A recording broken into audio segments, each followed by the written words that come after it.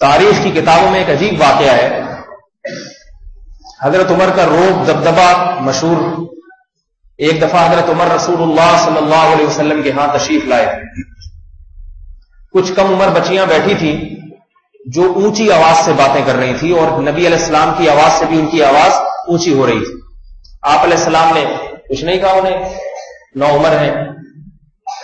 جیسے ہی حضرت عمر داخل ہوئے بچیاں ڈر کے بھاگ گئیں، ایک دم روب دبدبے میں آ گئی اور ڈر کے بھاگ گئی.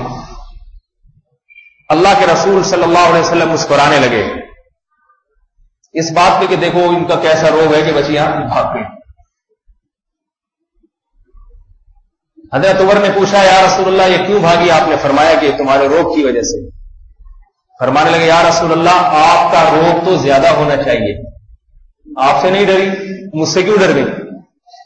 آپ علیہ السلام نے فرمایا اچھا ہاں نہیں. حضرت عمر وہ ان بچیوں کو کہنے لگے پردے کے پیچھے سے کہ بھائی اگر تم نے ڈرنا تھا، روب میں آنا تھا تو محمد صلی اللہ علیہ وسلم کی وجہ سے روب میں آتی.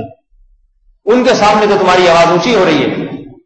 تو اللہ کے نبی نے جب حضرت عمر کی یہ بات سنی تو آپ نے فرمایا دعہن یا عمر، اے عمر ان کو چھوڑ دے، اپنے حال پہ چھوڑ دے، اس لیے کہ تو ایک ایسا شخص ہے لو کنت فی فج، اگر تو کسی راستے پر چل رہا ہو اور شیطان بھی اسی راستے پر چل رہا ہو، لأخذ الشیطان فجا غیر فجک، تو تیرے روب کی وجہ سے شیطان وہ راستہ چھوڑ کے راستہ بدل لے. یہ تو بچیاں ہیں. اتنا روب اللہ نے تیرا لوگوں کے دلوں میں رکھا ہے. اسی لیے کہا جاتا ہے کہ حضرت عمر جس راستے پر چلتے تھے شیطان اس راستے پہ نہیں چلتا تھا. شیطان کو کسی کو گمراہ کرنے میں بھی ٹائم لگتا ہے، دم ہونا چاہیے اس میں. حضرت عمر کے روب سے شیطان بھی کام جایا کرتا تھا. اللہ کی حدود پر قائم، حدود اللہ پر قائم. لیکن حضرت عمر نے اپنے اس روب کا ناجائز استعمال بولو بھائی نہیں کیا. کیسا استعمال کیا؟ کسی میں اتنا روب ہو تو معلوم نہیں کیا کچھ کر لے گا، لیکن حق کے سامنے ایسے جھک جایا کرتے تھے کہ عورت بھی کھڑے ہو کر کہتی تھی کہ عمر یہ تیرا فیصلہ غلط ہے، فوراً رجوع کرتے غلط ہے تو غلط. ایک دفعہ حضرت عمر نے اعلان کیا مسجد میں کہ بھئی لوگ مہر بہت زیادہ رکھتے ہیں بیٹیوں کا، مہر جو ہے بہت زیادہ، اس سے زیادہ نکاح مشکل ہو جاتا ہے. حضرت عمر نے فرمایا اللہ کی قسم میں ان کو مجبور کروں گا، لوگوں کو مجبور کروں گا، قانون بناؤں گا کہ مہر کم رکھیں، ایک مقدار متعین کر دوں گا.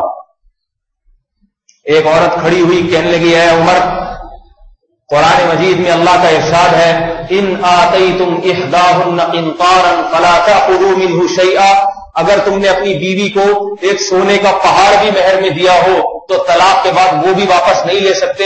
اللہ تو مہر میں سونے کے پہاڑ اور ڈھیروں کا ذکر کر رہا ہے اور آپ کہہ رہے ہیں کہ میں تھوڑا مہر رکھوں گا. حضرت عمر ایک دم چپ ہو گئے، آپ پہ کپکپی طاری ہو گئی اور آپ نے فرمایا اصاب امرأۃ واخطأ رجل، مرد نے غلط بات کہی اور عورت نے درست بات کہی. مرد ہو کے مجھ سے غلطی ہو گئی اور یہ عورت ہو کے صحیح بات کر رہی ہے، فوراً رجوع کر لیا.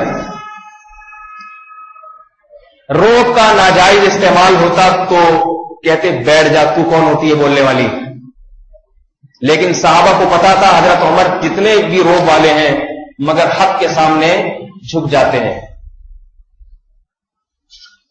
فوراً رجوع کر لیا.